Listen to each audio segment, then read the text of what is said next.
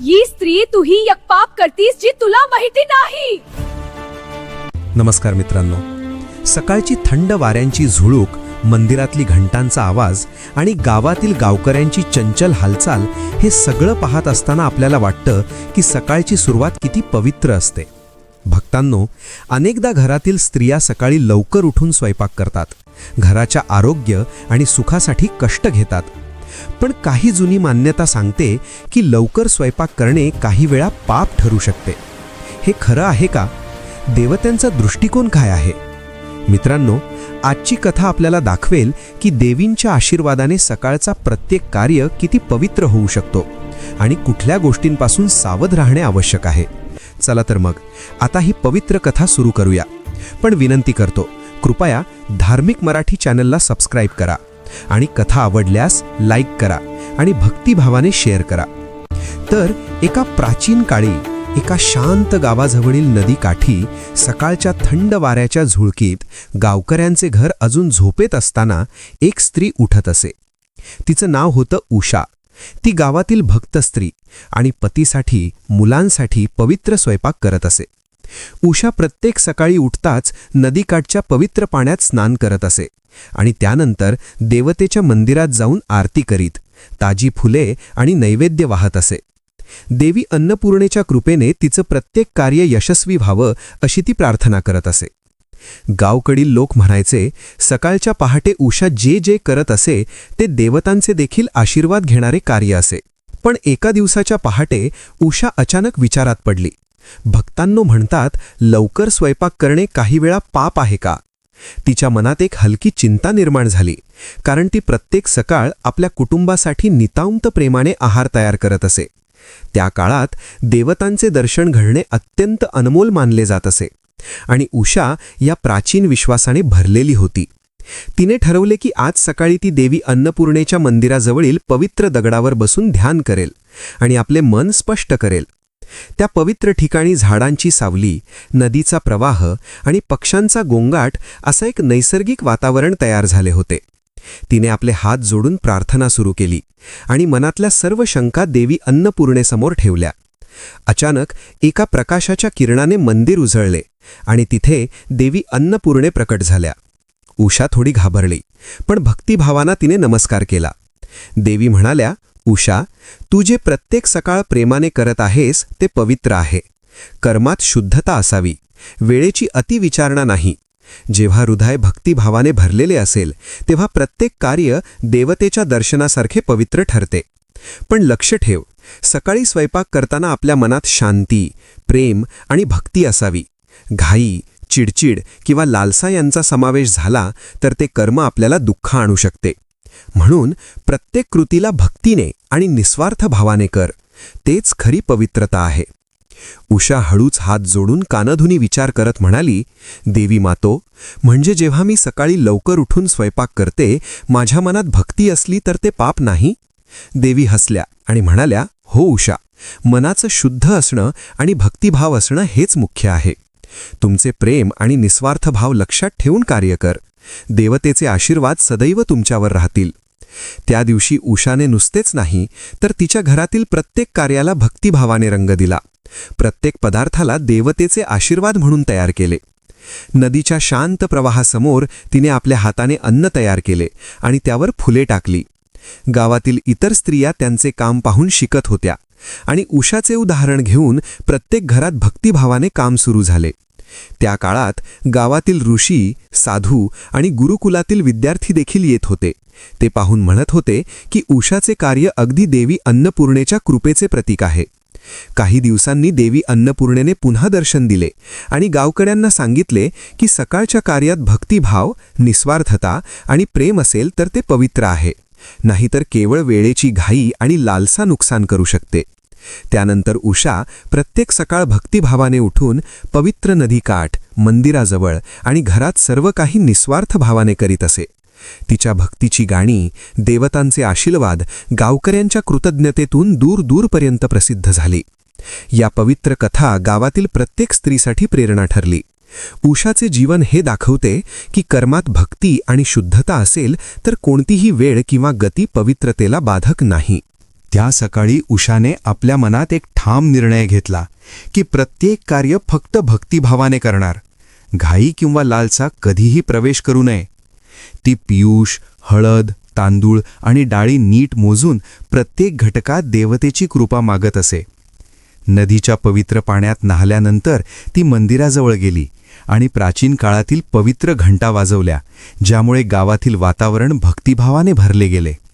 त्यावेळेस देवी अन्नपूर्णेचे दर्शन प्रत्येक स्त्रीसाठी एक स्मरणशक्ती ठरले की भक्तिभाव आणि प्रेमाने केलेले कार्य कधीही व्यर्थ जात नाही. गावकऱ्यांचे छोटे मोठे पाटे, घरातील साधे भांडे आणि बासण भांडे देवीच्या कृपेने पवित्र बनले आणि उषाच्या हातात येऊन तिच्या भक्तिभावाने त्यांना जीवनदान मिळाले. काही वेळाने आश्रमातील ऋषी तिच्या कार्याचे कौतुक करत म्हणाले, उषा, तुझ्या प्रत्येक कृतीत भक्तिभाव आहे आणि त्या भक्तिभावामुळे अन्न आणि कार्य दोन्ही पवित्र ठरतात. ही शिकवण केवळ तुझ्यासाठी नाही तर संपूर्ण गावासाठी आहे. उषा हळूच हसली आणि मनात गोड समाधान अनुभवले. तिचा पती आणि मुलंही तिच्या भक्तिभावाने तयार केलेल्या अन्नाचे सेवन करून आनंदी झाले. त्या दिवसापासून प्रत्येक स्त्री सकाळी लवकर उठत असे, पण आता ती घाईने नव्हती तर भक्तिभावाने भरलेली, देवींच्या आशीर्वादाने प्रेरित होती. मंदिराजवळच्या झाडांमध्ये बसलेले पक्षी, नदीतील शांत प्रवाह, गावातील शांतता हे सर्व उषाच्या भक्तिभावाने केलेल्या कार्याचा प्रतीक म्हणून चमकत असे. देवी अन्नपूर्णे हळूच आकाशातून हसत असे आणि प्रत्येक स्त्रीच्या कष्टाला आशीर्वाद देत असे. भक्तांनो, या प्राचीन कथेने शिकवले की सकाळच्या कार्यात भक्तिभाव असला की प्रत्येक कृती देवतेच्या दर्शनासारखी पवित्र ठरते. वेळेची घाई किंवा लालसा न घेता मन शुद्ध ठेवून प्रेम आणि निस्वार्थ भावाने केलेले कर्म जीवनात आनंद आणि आशीर्वाद घेऊन येतात. गावकडील प्रत्येक स्त्री आणि पुरुष, ऋषीमुनी, साधू आणि विद्यार्थी हे सर्व उषाच्या भक्तिभावाने प्रेरित होऊन त्यांच्या घरातील कार्य भक्तिभावाने करण्यास सुरुवात केली. उषाची कथा संपूर्ण गावात आणि परिसरात प्रसिद्ध झाली आणि ती सकाळच्या पवित्र कार्याची प्रतीक बनली, ज्यामुळे प्रत्येक घरात शांती, आनंद आणि देवींचे आशीर्वाद राहू लागले. या दिवशी उषाने शिकवले की भक्तिभाव आणि निस्वार्थता हेच कर्माला खरी पवित्रता देतात आणि लवकर स्वयंपाक करणे किंवा उशीर करणे यापेक्षा मनाची शुद्धता अधिक महत्त्वाची आहे. उषा गावातल्या प्रत्येक घरात सकाळच्या पवित्र कार्याचे उदाहरण उभारत असे. नदीकाठी, मंदिराजवळ आणि आश्रमात उगवलेल्या पहाटे प्रत्येक स्त्री उषाच्या भक्तिभावाचे अनुकरण करत असे. काही स्त्रिया सुरुवातीला घाईने आणि अज्ञानाने स्वयंपाक करत होत्या, पण उषाच्या उदाहरणाने त्यांच्यात निस्वार्थ भाव, प्रेम आणि भक्तिभाव उत्पन्न झाला. त्या गावाच्या परिसरात ऋषीमुनींचे आश्रम पवित्र ज्ञान आणि साधना यासाठी प्रसिद्ध होते. एक दिवस आश्रमात येऊन ऋषी शार्दूल आणि त्यांचे शिष्य बसले आणि उषा यांना भेटले. ऋषी शार्दूल म्हणाले, उषा, तुझे भक्तिभावाने केलेले कार्य अन्नपूर्णेच्या कृपेप्रमाणेच पवित्र आहे. जेव्हा स्त्री मनाची शुद्धता ठेवते, भक्तिभावाने कर्म करते, तेव्हा तिच्या कष्टाला केवळ फळ मिळत नाही तर संपूर्ण समाजाला प्रेरणा मिळते. उषा थोडी लाजत म्हणाली, ऋषी, माझा हेतू फक्त माझ्या कुटुंबासाठी होता, पण देवींच्या आशीर्वादाने इतर स्त्रियांना लाभ झाला हे मला आनंद देते. त्या दिवशी ऋषींनी सर्व स्त्रियांना शिकवले की सकाळच्या प्रत्येक कर्मात भक्तिभाव आवश्यक आहे आणि घाई, चिडचिड किंवा लालसा यांचा समावेश होऊ नये. गावातल्या प्रत्येक घरात उषा आणि इतर स्त्रिया देवतेच्या कृपेने तयार केलेले अन्न शुद्धतेने ठेवत होत्या आणि प्रत्येक घरात शांती, प्रेम आणि आशीर्वाद पसरण्याचा अनुभव येत होता. काही स्त्रिया लवकर उठून नदीकाठच्या पवित्र पाण्यात स्नान करीत होत्या. काही स्त्रिया मंदिरात आरती करून भक्तिभावाने नैवेद्य तयार करत होत्या. त्या दिवशी उषा आपल्या कुटुंबासाठी, गावातील स्त्रियांसाठी आणि आश्रमातील विद्यार्थ्यांसाठी अन्न तयार करत होती. तिच्या हाताने केलेले अन्न प्रत्येकासाठी पवित्र ठरले आणि देवी अन्नपूर्णे त्यावर आशीर्वाद देत होत्या. गावातील ऋषीमुनी, साधू आणि विद्यार्थी हे सगळे उषाच्या कार्याचे कौतुक करत होते आणि प्रत्येक स्त्रीला शिकवत होते की भक्तिभावाशिवाय केलेले कर्म फलदायी नसतात. त्या दिवसापासून गावातील प्रत्येक स्त्री सकाळी उठत असताना उषाच्या भक्तिभावाचे स्मरण करत असे. नदीच्या शांत प्रवाहासमोर मंदिराजवळील पवित्र घंटा आणि आश्रमातील शांतता या सगळ्यामुळे सकाळचे कार्य एक पवित्र साक्षात्कार ठरले. भक्तांनो, ही कथा दाखवते की उषा आणि इतर स्त्रियांनी भक्तिभावाने केलेले कर्म केवळ त्यांच्या जीवनासाठीच नाही तर संपूर्ण समाजासाठी प्रेरणा ठरतात. सकाळच्या कार्यात निस्वार्थ भाव, भक्तिभाव आणि प्रेम यांचा समावेश असेल तर देवतेचे आशीर्वाद प्रत्येक घरात राहतात आणि प्रत्येक स्त्री आणि पुरुषाचे जीवन समृद्ध होते. उषा आणि इतर स्त्रिया प्रत्येक सकाळ या पवित्र कार्यात व्यस्त राहिल्या आणि गावातील प्रत्येक कुटुंब सुखी, शांत आणि आशीर्वादित बनले. या प्राचीन कथेतून शिकायला मिळते की भक्तिभावाशिवाय केलेले कर्म फलदायी होत नाही आणि प्रत्येक कर्माला पवित्रता मिळवण्यासाठी मन शुद्ध असणे आवश्यक आहे. उषा सकाळच्या पवित्र कार्यात प्रत्येक दिवशी नवीन भक्तिभाव घेऊन उठत असे. नदीच्या किनाऱ्यावर पाणी शांततेने वाहत असताना उषा स्नान करून मंदिराजवळ गेली, जिथे देवी अन्नपूर्णेच्या पवित्र मूर्तीवर ताजी फुले ठेवली जात होती.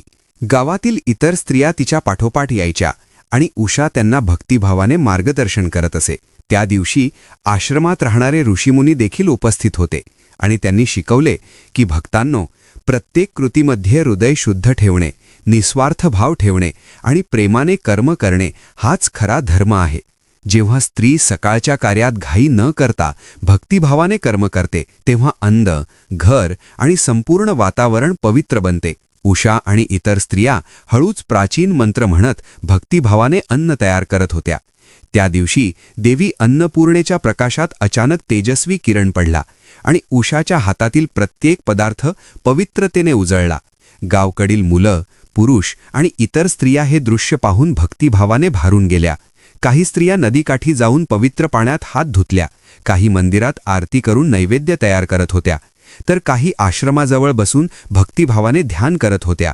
त्या दिवशी उषाने प्रत्येक स्त्रीला शिकवले की जेव्हा मन भक्तिभावाने भरलेले असेल तेव्हा वेळ, घाई किंवा अन्नाची संख्या महत्त्वाची नाही. भक्तिभाव हेच खरे धन आहे.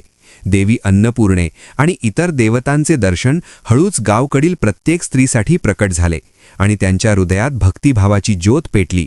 उषा प्रत्येक दिवशी भक्तिभावाने अन्न तयार करत होती आणि तिचा पती व मुलं हे भक्तिभावाने केलेले अन्न स्वीकारून आशीर्वाद घेत. गावातील ऋषीमुनी, साधू आणि गुरुकुलातील विद्यार्थी हे सर्व उषाच्या भक्तिभावाचे साक्षीदार बनत होते. त्यांनी शिकवले की भक्तिभावाशिवाय केलेले कर्म व्यर्थ जातात आणि वेळ किंवा घाई यावर अवलंबून नाही. त्या दिवशी जंगलातील पक्षी, नदीच्या शांत प्रवाहातील लाटा, मंदिराजवळ उगवलेल्या सूर्याच्या किरणामुळे संपूर्ण वातावरण भक्तिभावाने भारले गेले. उषाच्या भक्तिभावाने केलेले कर्म गावात पसरले आणि प्रत्येक स्त्री या कार्यातून प्रेरणा घेऊन भक्तिभावाने उठू लागली. उषा आणि इतर स्त्रिया सकाळच्या पवित्र कार्यात अधिक खोलवर गुंतत होत्या. देवी अन्नपूर्णेचे दर्शन अधिक स्पष्ट झाले आणि त्यांच्या कृपेने प्रत्येक अन्नपदार्थ पवित्र ठरला. गावातील इतर स्त्रिया त्यांचे उदाहरण पाहून भक्तिभावाने काम करायला सुरुवात केली. नदीकाठी, मंदिराजवळ, आश्रमात आणि गावातील प्रत्येक घरात भक्तिभावाने अन्न तयार होऊ लागले. ऋषीमुनींनी त्यांना शिकवले की भक्तिभावाशिवाय कार्य व्यर्थ आहे आणि मन शुद्ध ठेवणे महत्त्वाचे आहे. उषा प्रत्येक दिवशी भक्तिभावाने अन्न तयार करत देवी अन्नपूर्णे आणि इतर देवतांचे आशीर्वाद घेत होती. त्या दिवशी गावातील प्रत्येक स्त्री आणि पुरुष भक्तिभावाने कार्य करत असल्याने संपूर्ण वातावरण पवित्रतेने भरले गेले.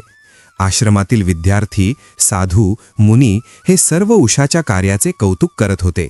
नदीच्या शांत प्रवाहासमोर जंगलातील पक्षी आणि मंदिराजवळ उगवलेला सूर्य हे सर्व दृश्य भक्तिभावाने भारले. उषाच्या भक्तिभावाने केलेले कर्म गावात पसरले आणि प्रत्येक स्त्री या कार्यातून प्रेरणा घेऊन भक्तिभावाने उठू लागली. उषा सकाळच्या पवित्र कार्यात प्रत्येक दिवशी नवीन भक्तिभाव घेऊन उठत असे.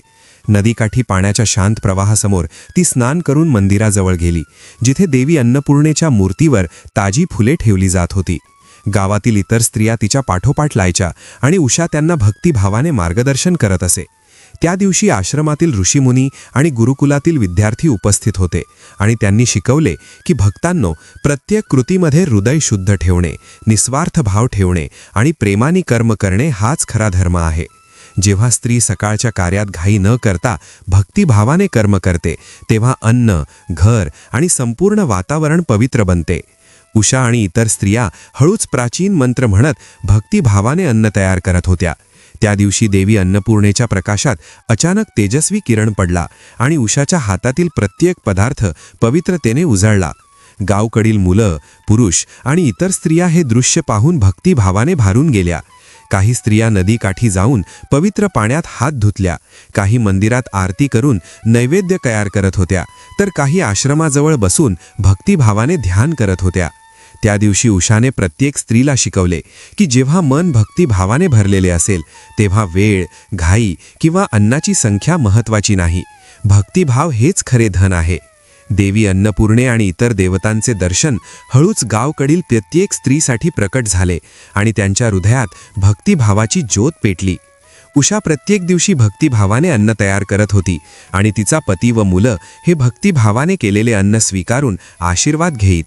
गावातील ऋषीमुनी, साधू आणि गुरुकुलातील विद्यार्थी हे सर्व उषाच्या भक्तिभावाचे साक्षीदार बनत होते. त्यांनी शिकवले की भक्तिभावाशिवाय केलेले कर्म व्यर्थ जातात आणि वेळ किंवा घाई यावर अवलंबून नाही. त्या दिवशी जंगलातील पक्षी, नदीच्या शांत प्रवाहातील लाटा, मंदिराजवळ उगवलेल्या सूर्याच्या किरणामुळे संपूर्ण वातावरण भक्तिभावाने भारले गेले. उषाच्या भक्तिभावाने केलेले कर्म गावात पसरले आणि प्रत्येक स्त्री या कार्यातून प्रेरणा घेऊन भक्तिभावाने उठू लागली. उषा आणि इतर स्त्रिया सकाळच्या पवित्र कार्यात अधिक खोलवर गुंतत होत्या. देवी अन्नपूर्णेचे दर्शन अधिक स्पष्ट झाले आणि त्यांच्या कृपेने प्रत्येक अन्नपदार्थ पवित्र ठरला. गावातील इतर स्त्रिया त्यांचे उदाहरण पाहून भक्तिभावाने काम करायला लागल्या.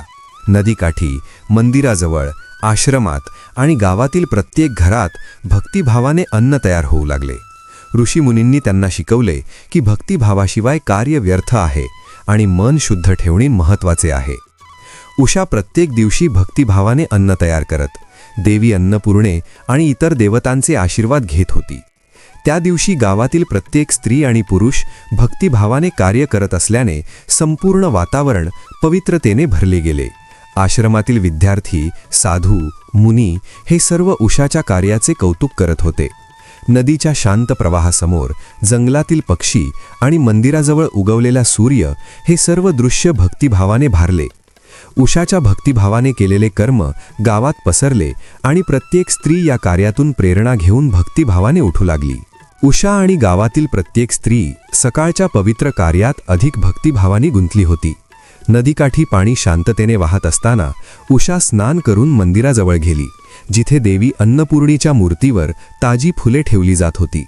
त्या दिवशी आश्रमातील ऋषीमुनी आणि गुरुकुलातील विद्यार्थी उपस्थित होते आणि त्यांनी शिकवले की भक्तांनो, प्रत्येक कृतीमध्ये हृदय शुद्ध ठेवणे, निस्वार्थ भाव ठेवणे आणि प्रेमाने कर्म करणे हाच खरा धर्म आहे. जेव्हा स्त्री सकाळच्या कार्यात घाई न करता भक्तिभावाने कर्म करते तेव्हा अन्न, घर आणि संपूर्ण वातावरण पवित्र बनते. उषा आणि इतर स्त्रिया हळूच प्राचीन मंत्र म्हणत भक्तिभावाने अन्न तयार करत होत्या. त्या दिवशी देवी अन्नपूर्णेच्या प्रकाशात अचानक तेजस्वी किरण पडला आणि उषाच्या हातातील प्रत्येक पदार्थ पवित्रतेने उजाळला. गावकडील मुलं, पुरुष आणि इतर स्त्रिया हे दृश्य पाहून भक्तिभावाने भारून गेल्या.